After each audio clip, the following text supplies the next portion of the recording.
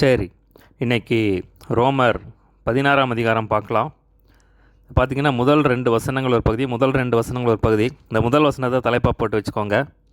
கெங்கிரேயா ஊர் சபைக்கு ஊழியக்காரியாகிய நம்முடைய சகோதரி பெபேயாளை நீங்கள் கர்த்தருக்குள் பரிசுத்தவான்களுக்கு ஏற்றபடி ஏற்றுக்கொண்டு தலைப்பாக போட்டு வச்சுக்கோங்க. சரிங்களா? அந்த முதல் 2 வசனங்கள் ஒரு பகுதி, அந்த முதல் வசனத்தை தலைப்பாக போட்டு வச்சுக்கலாம். முதல் வசனம் வாசிக்கிறேன். கெங்கிரேயா ஊர் சபைக்கு ஊழியக்காரியாகி நம்முடைய சகோதரி பெபேயாளை நீங்கள் கர்த்தருக்குள் பரிசுத்தவான்களுக்கு ஏற்றபடி ஏற்றுக்கொண்டு எந்த காரியத்தில் உங்கள் உதவி அவளுக்கு தேவையாக இருக்கிறதோ அதிலே நீங்கள் அவளுக்கு உதவி செய்ய வேண்டுமென்று அவளை உங்களிடத்தில் ஒப்புவிக்கிறேன். அவள் அநேகருக்கும் எனக்கும் கூட ஆதரவாக இருந்தவள். அந்த இடத்துல என்ன சொல்கிறாருன்னா கெங்கிரேயா சபை ஊர் கெங்கிரேயா எங்கே இருக்குது அப்படின்னா அந்த கொரிந்து பட்டணத்துக்கு பக்கத்துலேயே இருக்குது. சரிங்களா? பார்த்தீங்கன்னா அந்த ஊர் சபைக்கு ஊழியக்காரியாகிய நம்முடைய சகோதரி பெபேயாளை நீங்கள் கர்த்தருக்குள்ளே ஏற்றுக்கொண்டு என்ன உதவி தேவைப்படுதோ அதை செய்யுங்க அப்படின்னு சொல்லுவோம்.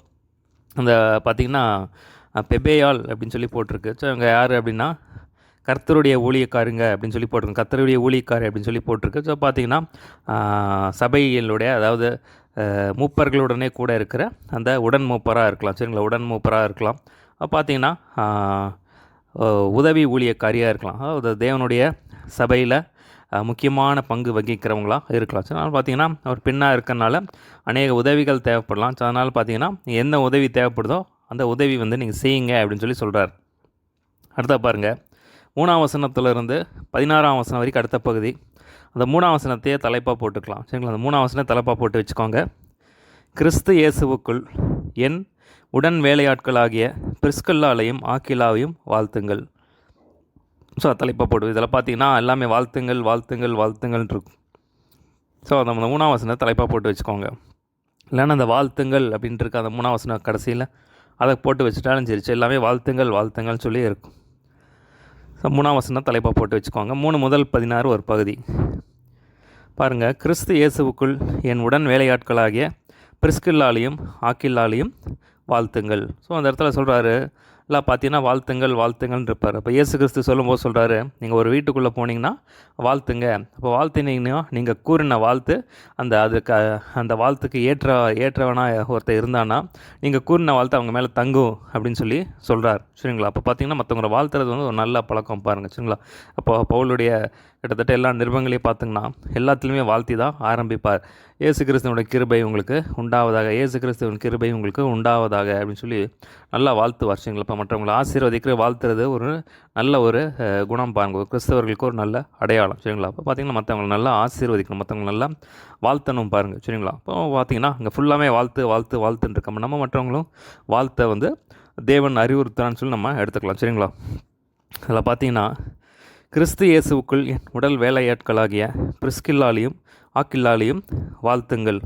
அவர்கள் என் பிராணனுக்காக தங்கள் கழுத்தை கொடுத்தவர்கள். அவர்களை பற்றி நான் மாத்திரமல்ல, புறஜாதியாரில் உண்டான சபையார் எல்லாரும் நன்றி அறிந்துள்ளவர்களாய் இருக்கிறார்கள். சொல்கிறோம். இந்த இடத்துல பார்த்தீங்கன்னா பிரிஸ்கில்லா ஆக்கில்லா அப்படின்னு சொல்லி 2 பேரை பார்க்கலாம். இந்த பிரிஸ்கில்லா அப்படிங்கிறது ஒரு பெண், அப்புறம் ஆக்கில்லா பார்த்தீங்கன்னா அது ஒரு ஆண். 2 பேர் பார்த்தீங்கன்னா இவங்களை பற்றி எங்கே போட்டிருக்கு அப்படின்னா அப்போஸ்தலர் 18ஆம் அதிகாரத்தில் இவங்களை பற்றி நம்ம பார்க்கலாம். அப்போஸ்தலர் 18ஆம் அதிகாரத்தில் முதல் 3 வசனத்தில் பார்த்திங்கன்னா கொரிந்து பட்டணத்தில் இருக்கும்போது இவங்க அவங்களோட ஜாயின் பண்ணுறாங்க. பார்த்திங்கன்னா இவங்க பவுலோட இவங்க ஜாயின் பண்ணுறாங்க. பவுல் இவங்களோட ஜாயின் பண்ணுறாரு அப்படின்னு சொல்லி நம்ம அந்த இடத்துல பார்க்க முடியும். சரிங்களா? இவங்க பார்த்திங்கன்னா இவங்க ஆக்கில்லா பிரிஸ்கில்லா அவங்க பார்த்திங்கன்னா யூதர்கள். சரிங்களா? அப்போ இவங்க ரோமாபுரியில் இருக்காங்க. ரோமாபுரியில் இருக்கிற அந்த ராஜா இவங்களை நீங்கள் ரோமில் இருக்கக்கூடாது, யூதர்கள் எல்லாம் இருக்கக்கூடாதுங்கிறதுனால அவங்க அங்கேருந்து எங்கே கொரிந்து பட்டணத்துக்கு வந்துட்டாங்க. சரி, கொரிந்து பட்டணத்தில் இவங்களுக்கு என்ன வேலை அப்படின்னா கூடாரம் பண்ணுகிற வேலை. பவுலுக்கு கூடாரம் பண்ணுகிற வேலை தெரிஞ்சதுனால பவுலோடு சேர்ந்து இவங்க எல்லாம் சேர்ந்து ஊழியம் பண்ணியிருக்காங்க. அதான் நம்ம இந்த இடத்துல நம்ம அப்போஸ்தலரில் பார்க்க முடியும். முதல் இவங்களை பற்றி தான் போட்டிருக்கு. பார்த்திங்கன்னா பிரிஸ்கில்லா ஒரு பெண்.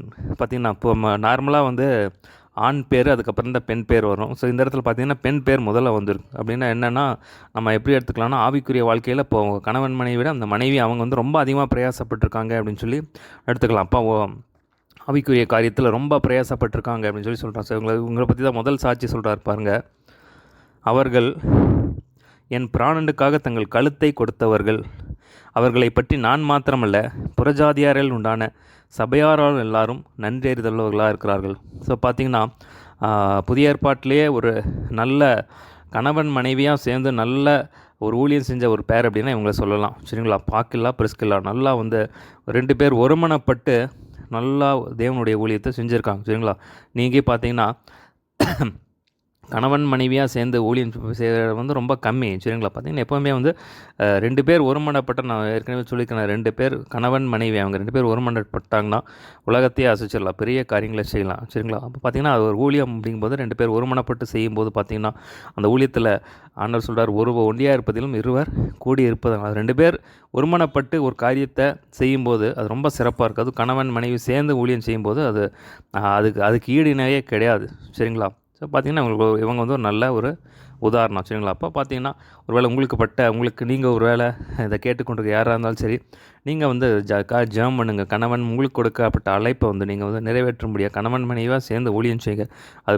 அது வந்து ரொம்ப ஆசீர்வாதமாக இருக்கும் பாருங்கள். அது ரொம்ப ஒரு பாதுகாப்பும் கூட. சரிங்களா? அப்போ பார்த்திங்கன்னா அவர்களை பற்றி நான் மாத்திரம் இல்லை, புறஜாதியில் உண்டான சபையார் எல்லாரும் நன்றி எழுத. பார்த்திங்கன்னா அந்தளவுக்காக வந்து 2 பேர் வந்து சொல்கிறாரு பாருங்கள், அவர்கள் என் பிராணனுக்காக தங்கள் கழுத்தை கொடுத்தவர்கள். அப்போ உயிரை கொடுத்து ஒன்று செய்கிறாங்க அப்படின்னு சொல்கிறாங்கல்ல. ஸோ அந்தளவுக்காக வந்து ஊழியம் பண்ணியிருக்காங்க அப்படின்னு சொல்கிறாரு பாருங்கள். 5ஆம் வசனம் பாருங்கள், அவர்களுடைய வீட்டில் கூடி வருகிற சபையை வாழ்த்துங்கள். அகயாவிலே பார்த்திங்கன்னா அவர்கள் வீட்டிலே கூடி வருகிற சபை. ஸோ அவங்க வீட்டில் வந்து சபையை வச்சு நடத்திருக்காங்க. அவங்க வீட்டை வந்து சபை நடத்துறது திறந்து கொடுத்துருக்கிறத நம்ம இந்த இடத்துல பார்க்குறோம். அதனால் பார்த்திங்கன்னா நீங்கள் யாராக இருந்தாலும் சரி, உங்கள் வீட்டை வந்து ஜீவக்குழு நடத்துறதுக்காக, ப்ரேயர் நடத்துறதுக்காக, கன்வென்ஷன் நடத்துறதுக்காக வந்து திறந்து கொடுங்க. நிச்சயமாக அவங்களுக்கு ஆசீர்வாதமாக இருக்கும். நம்ம வேதத்தில் பார்க்குறோம், பேதுரு என்ன பண்ணாருன்னா தன்னுடைய போட்டை வந்து பார்த்திங்கன்னா இயேசு கிறிஸ்து பிரசங்கம் பண்ணுறது கொடுத்தாரு. அதுக்கப்புறம் தேவன் வந்து உங்களை ஆசீர்வாதத்தை பார்க்குறோம். அதே மாதிரி பார்த்திங்கன்னா ஓபேத்ஏதேமின் வீட்டில் வந்து தேவனுடைய பெட்டி இருந்துச்சு. 3 மாதம் இருந்ததுனால தேவன் அவனையும் வீட்டையும் அவனுக்கு உண்டான யாவற்றையும் ஆசீர்வதித்தான்னு சொல்லி நம்ம பார்க்குறோம். ஸோ பார்த்திங்கன்னா தேவனுக்கு நீங்கள் ஒன்று செய்யும்போது தேவன் வந்து நிச்சயமாக கைவிட மாட்டார். அந்த தேவன் உங்களுடைய அன்பின் பிரயாசத்தை மறக்கிறதுக்கு தேவன் அநீதி உள்ள அல்ல அப்படின்னு சொல்லி நம்ம வேதத்தில் வாசிக்கிறோம். சரிங்களா? இப்போ உங்கள் வீட்டை வந்து நீங்கள் வந்து அதுக்காக திறந்து கொடுங்க. நிச்சயமான கடைசி காலமாக ஆயிடுச்சு. எங்களுக்கு நம்ம ஒன்றும் 1000 வருஷம் ஒன்றும் வரப்போகிறதில்ல. இப்போ தேவனுக்காக நம்மால் முடிஞ்சதை வந்து நம்மால் இயன்றதை நம்ம செய்வோம். சரிங்களா? நம்மால் என்ன முடியுமோ அது செய்யுங்க. நிச்சயமாக அதற்கான பிரதிபலனை வந்து தேவன் கொடுக்க வல்லவராக இருக்கிறார். ஏன்னா ஆண்டவர் சொல்கிறாரு, ஒருவன் எனக்கு ஊழியம் செய்தால் பிதாவானவர் அவனை கனம் பண்ணுவார் அப்படின்னு சொல்லி சொல்கிறார். ஸோ பார்த்தீங்களா, தேவனுக்காக ஊழியம் செய்கிறது ஒரு மகிமையான ஒரு காரியம். பாருங்கள், அதை நம்ம வேதத்தில் வாசிக்கிறோம். அப்போஸ்தலர் 4:33 பார்த்தீங்கன்னா அவர்கள் எல்லாரும் இயேசு கிறிஸ்துவை குறித்து, இயேசு கிறிஸ்துவின் உயிர்த்தெழுதலை குறித்து பலமாய் சாட்சி கொடுத்தார்கள். அவர்கள் எல்லோரும் மேலும் பூர்ண கிருபை இருந்துச்சு அப்படின்னு சொல்லி நம்ம பார்க்குறோம். பார்த்தீங்கன்னா தேவனுக்காக ஊழியம் செய்யும்போது அவர்கள் மேலே வந்து அந்த பூர்ண கிருபை தங்கும். பாருங்கள், தேவன் நிச்சயமாக எல்லாரையும் குடும்பத்தையும் ஆசீர்வதிக்க வல்லவராக இருக்கிறார். பாருங்கள், அடுத்தது அகாயாவிலே கிறிஸ்துவுக்கு முதற் பலனாகிய என் பிரியமான இப்பனத்தை வாழ்த்துங்கள். ஸோ அகாயாவிலேயே வந்து முதலாக ரட்சிக்கப்பட்டவர் வந்து இப்பனத்தை அப்படின்னு சொல்லி போட்டிருக்கு. அவரை வந்து வாழ்த்துங்க அப்படின்னு சொல்கிறாரு. எங்களுக்காக மிகவும் பிரயாசப்பட்ட மரியாளை வாழ்த்துங்கள். ஸோ பார்த்தீங்கன்னா நிறைய பேர் வந்து கர்த்தருக்காக பிரயாசப்பட்டிருக்காங்க. சிலர் வந்து பார்த்திங்கன்னா பவுலுக்காகவே நிறைய பிரயாசப்பட்டு பவுலுடைய தேவைகளை சந்திச்சிருக்காங்க. ஸோ பார்த்திங்கன்னா அதான் சொல்கிறாரு அவர், எங்களுக்காக மிகவும் பிரயாசப்பட்ட மரியாளை வாழ்த்துங்கள். ஸோ பார்த்திங்கன்னா பவுலுடைய காரியங்கள், பவுலுடைய ஊழியத்தின் காரியங்களுக்காக அதிகமாக பிரயாசப்பட்டிருக்காங்க அப்படின்னு சொல்லி இந்த இடத்துல எழுதுகிறார். 7ஆம் வசனம் பாருங்கள், அப்போஸ்தலருக்குள் பெயர் பெற்றவர்களும் எனக்கு முந்தி கிறிஸ்துவுக்குள்ளானவர்களும் என் இனத்தாரும் என்னுடனே கூட காவலில் கட்டுண்டவர்களுமாகி இருக்கிற அன்ட்ரோனிக்கையும் யூனியாவையும் வாழ்த்துங்கள். ஸோ இந்த இடத்துல என்ன சொல்வார் அப்படின்னா, அப்போஸ்தலர் இவங்கெல்லாம் வந்து அப்போஸ்தலருடைய அழைப்பு பெற்றவர்கள். அதே மாதிரி பார்த்திங்கன்னா எனக்கு முன்னாடியே கிறிஸ்துவுக்குள்ளே வந்தவர்கள் என் இனத்தானவர்கள் அப்படின்னு சொல்கிறார். ஸோ பார்த்திங்கன்னா அவருடைய சொந்தக்காரராக இருக்கலாம், இல்லைனா யூத ஜனங்களாக இருக்கலாம். சரிங்களா? அப்போ பார்த்திங்கன்னா அவங்களையும் வந்து வாழ்த்துங்க அப்படின்னு சொல்லி சொல்கிறார். இவங்க அப்போஸ்தலர் ஊழியத்தை பெற்றிருக்காங்க அப்படின்னு சொல்லி சொல்கிறார். 8ஆம் வசனம் பாருங்கள், கர்த்தருக்குள் எனக்கு பிரியமான அம்பிலியாவை வாழ்த்துங்கள். ஸோ இந்த இடத்துல சொல்கிறார் கர்த்தருக்குள் இருக்கார் அப்படின்னு சொல்லி சொல்கிறாரு. அடுத்த பார்த்திங்கன்னா எனக்கு பிரியமான அப்படின்னு சொல்லி சொல்கிறார். ஸோ பார்த்திங்கன்னா எனக்கு பிரியமான அப்படின்னா இன்னொரு வகையில் எப்படி எடுத்துக்கலாம்னா, அவங்க நல்லா கனி கொடுக்குறவங்கன்னு சொல்லி எடுத்துக்கலாம். ஸோ யார் இப்போ எத்தனையோ பேர் இருந்தாலும் நல்லா கனி கொடுக்குறவங்க தான் மற்றவங்களுக்கு பிரியமானவர்களாக இருக்க முடியும். சரிங்களா? அப்போ இயேசு கிறிஸ்து சொல்கிறாரு, நீங்கள் ஒருவர் அன்பாக இருந்தால் அதனால் என்னுடைய சீஷர்கள் என்று எல்லோரும் அறிந்து கொள்வார்கள். அப்போ கனி கொடுக்குற ஒரு வாழ்க்கை. ஸோ அவங்களுக்கு தான் வந்து நம்ம பொதுவாக என்ன சொல்லுவோம்னா பிரியமானவர்கள் அப்படின்னு சொல்லுவோம். இப்போ பார்த்தீங்கன்னா நல்ல கனி கொடுக்குறவர்களாக இருந்தாங்க அப்படின்னு சொல்லி இந்த இடத்துல சொல்கிறார். கிறிஸ்துவுக்குள் நம்மோட உடன் வேலையாட்களாக்கிய உற்பானையும் என் பிரியமான ஸ்தானிக்கையும் வாழ்த்துங்கள். ஸோ இந்த இடத்துல பார்த்திங்கன்னா உடன் வேலையாட்கள்னா உற்பாவே வாழ்த்துங்க. அதே மாதிரி பார்த்திங்கன்னா எனக்கு பிரியமான ஸ்தானிக்கையும் வாழ்த்துங்க. ஸோ பார்த்தீங்களாம் வந்து பிரியமான இருந்தாங்க, நல்ல கிறிஸ்துவுக்குள் நல்ல கனி கொடுக்குறவங்களாம் இருந்தாங்க, நல்ல ஊழியத்தை செஞ்சாங்க அப்படின்னு சொல்கிறார். கிறிஸ்துவுக்குள் உத்தமனாகிய அப்பிள்ளையை வாழ்த்துங்கள். ஸோ இந்த இது சொல்கிறாரு, கிறிஸ்துவுக்குள் உத்தமனாகிய அப்பிள்ளையை வாழ்த்துங்கள். ஸோ உத்தமனாகிய அப்பிள்ளை அப்படின்னு சொல்லி சொல்கிறார். இப்போ உத்தமன் அப்படின்னு சொல்லும்போது இப்போ நிறைய பாடுகள் பிரச்சனைகள் வரும். ஆனால் அந்த பாடுகள் பிரச்சனையிலையும் கிறிஸ்துவுக்காக உத்தமனாக இருந்தார் அப்படின்னு சொல்லி சொல்கிறார். இப்போ பவுல் சொல்லும்போது சொல்கிறாரு, பார்த்திங்கன்னா எத்தனையோ பாடுகள் பட்ட, அதாவது ரோமர் 8ஆம் அதிகாரம் கடைசியில் எழுதுவார், கிறிஸ்துவின் அன்பை விட்டு நம்மை பிரிப்பவன் யார்? ஸோ என்ன பாடு பிரச்சனை மரணம் வியாதி துன்பம் பட்டம் எது வந்தாலும் சரி கிறிஸ்துவின் அன்பை விட்டு நம்ம பிரிக்க மாட்டாது. ஸோ கிறிஸ்துவுக்குள்ளே வந்து உத்தமனாக இருந்தார். இப்போ கிறிஸ்துவ மேலே கிறிஸ்துவுக்காக உண்மையாக இருந்தார் அப்படின்னு சொல்லி சொல்கிறாரு. அப்படியா வந்து இந்த அப்பல்ல இருந்தார் அப்படின்னு சொல்லி சொல்கிறார். அரிஸ்திக்குவின் வீட்டாரை வாழ்த்துங்கள். ஸோ பார்த்திங்கன்னா இந்த குடும்பத்தாரின் அரிஸ்திகோபூலிவின் வீட்டாரை வாழ்த்துங்கள். ஸோ இந்த வீட்டாரை வந்து வாழ்த்துங்க அப்படின்னு சொல்லி சொல்கிறாரு. என் இனத்தான் ஆகிய எரோதியாவை வாழ்த்துங்கள். ஸோ பார்த்தீங்கன்னா என் இனத்தான் அப்படின்னு சொல்லி சொல்கிறார். ஸோ இப்போ என்னுடைய யூதனாக இருக்கலாம், இல்லைனா பார்த்தீங்கன்னா அதனுடைய சொந்தக்காரங்களாக இருக்கலாம். ஸோ இப்போ அவங்கள வாழ்த்துங்க அப்படின்னு சொல்லி சொல்கிறாரு.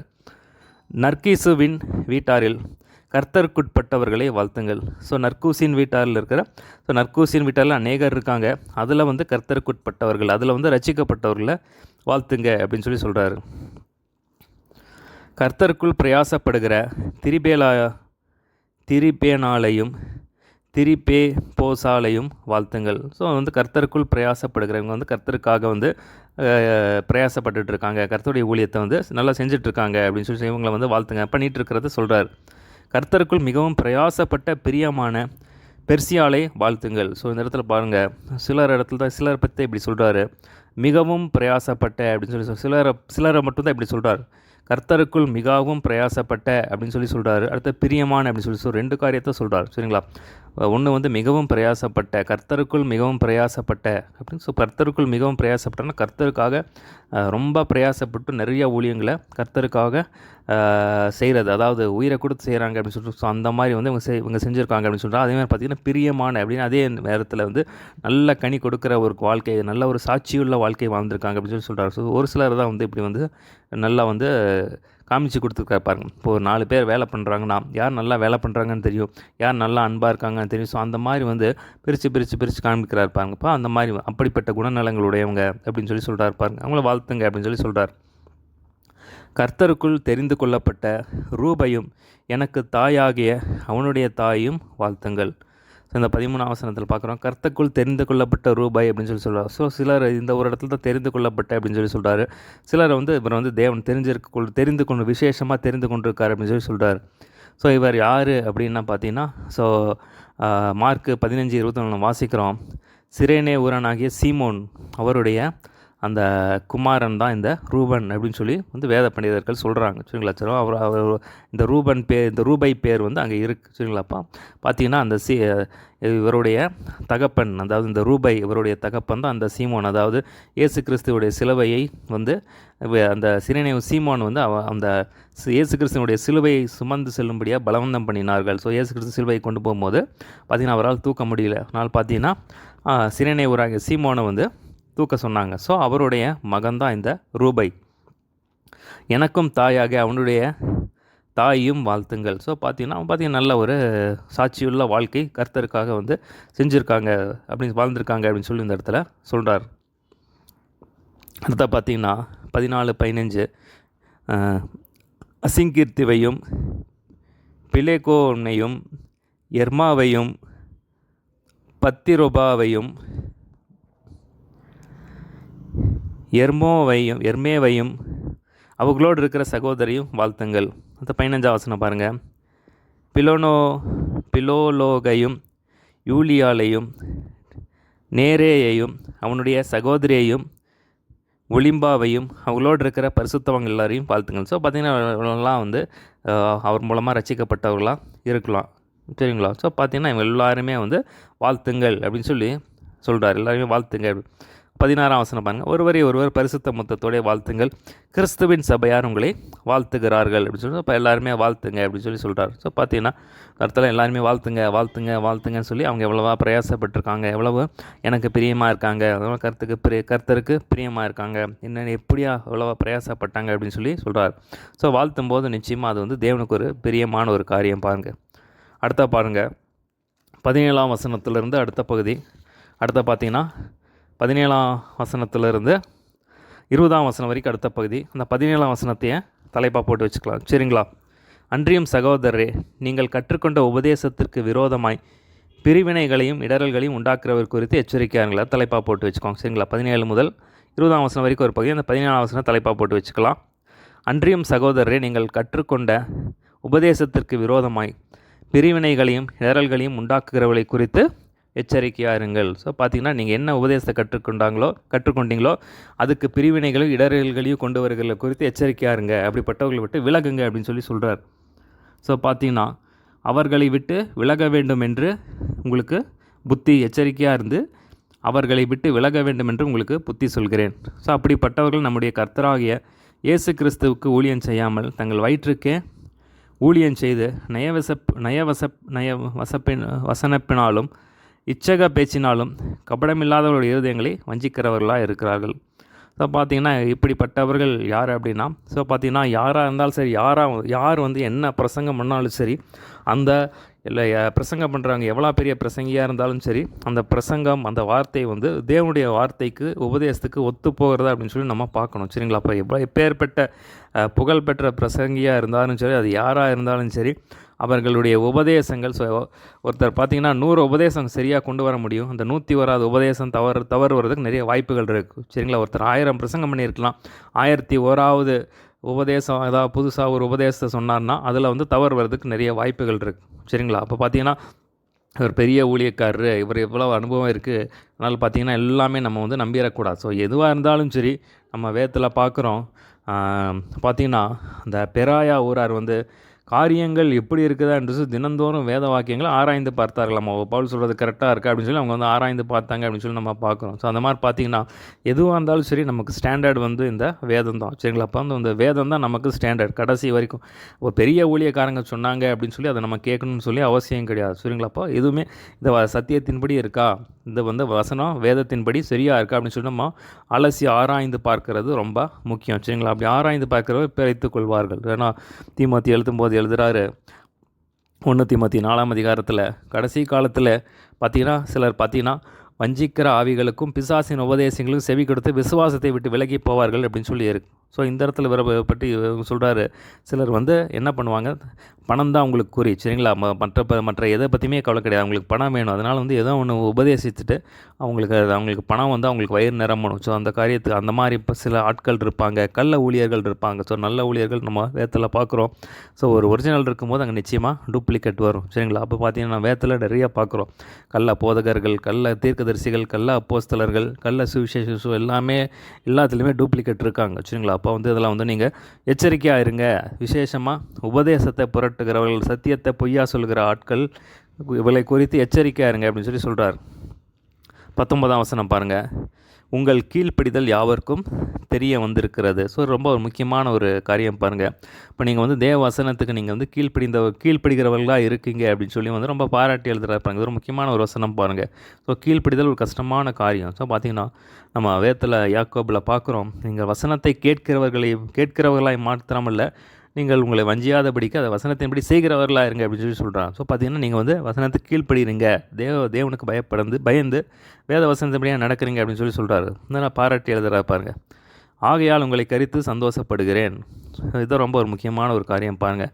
அதை பார்த்திங்கன்னா பவுல் எழுத யோவானில் இவர் எழுதும்போது எழுதுகிறாரு, என் பிள்ளைகள் சத்தியத்தில் நடக்கிறார்கள் என்கிற சந்தோஷத்திலும் அதிகமான சந்தோஷம் ஒன்றுமே இல்லை. என் பையன் கலெக்டர் ஆகிட்டான், இன்ஜினியர் ஆகிட்டான், டாக்டர் ஆகிட்டான், எல்லாம் நல்லதான். எல்லாத்தையும் விட தேவ வசனத்துக்கு கீழ்ப்படிச்சு தேவனுக்கு பயந்து தேவனுக்கு பிரியமாக நடக்கிறானா, அதை விட ஒரு பெரிய மகிழ்ச்சி ஒரு தகப்பனுக்கு கிடையாது. சரிங்களா? எந்த ஒரு தகப்பனுக்கு ஆனாலும் சரி, நீங்கள் உங்கள் பசங்க பிள்ளைக இவ்வளோ பெரிய பதவியில் இருக்கலாம், ஆனால் என் பிள்ளைகள் கர்த்தருக்கு பயந்து வேதத்தை சுமந்து தேவனுக்கு பிரியமாக நடக்கிறார்கள். ஒருவேளை பெரிய காசு இருக்கலாம், பெரிய வேலை இல்லாமல் இருக்கலாம், ஆனால் தேவனுக்கு பயந்து என் வசனத்தின்படியாக நடக்கிறாங்க, தேவனுக்கு பயந்து அவர் கட்டளைகளுக்கு நடக்கிறாங்க அப்படிங்கிற சந்தோஷத்தை பார்க்கலாம் பெரிய சந்தோஷம் எனக்கு இல்லை அப்படிங்கிறார். இது உண்மையான ஒரு வார்த்தை பாருங்கள், சரிங்களா? தேவ வசனத்துக்கு நடுங்குகிறாங்களா, தேவ வசனத்துக்கு கீழ்ப்படுகிறாங்களா, இது ரொம்ப ஒரு முக்கியமான ஒரு காரியம் பாருங்கள். அப்படி இல்லைன்னா நீங்கள் ஜெபம் பண்ணுங்க, பிள்ளைகளுக்காக ஜெபம் பண்ணுங்கள், யார் உங்களுக்காக நீங்கள் ஜெபம் பண்ணுங்கள். அதனால தான் இயேசு சொல்கிறாரு, நீங்கள் உங்களுக்காக உங்கள் பிள்ளைகளுக்காக அழுங்கன்னு சொல்கிறாரு, சரிங்களா? அப்போ பார்த்தீங்கன்னா அவங்க இன்றைக்கி பார்த்தீங்கன்னா உலகம் சரக்குன்னு இழுத்துட்டு போகிற அந்தளவுக்கு ரொம்ப பயங்கர கொடூரமாக இருக்குது, சரிங்களா? கொஞ்சம் இப்படி சில வலது இடது போய் எங்கேயுமே சாய முடியாதபடிக்கு பாவங்கள் பெருகி இருக்குது. ஸோ இதில் நம்ம இடுக்கமான வாசல் வழியாக இயேசு கிறிஸ்துவை பிடிச்சி போகிறது ஒரு கடினமான ஒரு காரியம். ரட்சிப்பை நம்ம நிறைவேற்றுறது ஒரு கடினமான ஒரு காரியம் பாருங்கள். அதனால் பார்த்தீங்கன்னா நம்ம ரொம்ப எச்சரிக்கையாக இருக்க வேண்டியது அவசியம். ஆனாலும் நீங்கள் நன்மைக்கு ஞானிகளும் தீமைக்கு பேதைகளுமாக இருக்க வேண்டும் என்று விரும்புகிறேன். ஸோ என்ன சொல்கிறார் அப்படின்னா, நீங்கள் நன்மைக்கு ஞானிகளும் தீமைக்கு பேதைகளாக இருங்க அப்படின்னு சொல்கிறார். ஸோ இதே தான் பார்த்தீங்கன்னா 1 கொரிந்தியரில் சொல்லும்போது சொல்கிறாரு, நீங்கள் புத்தியிலே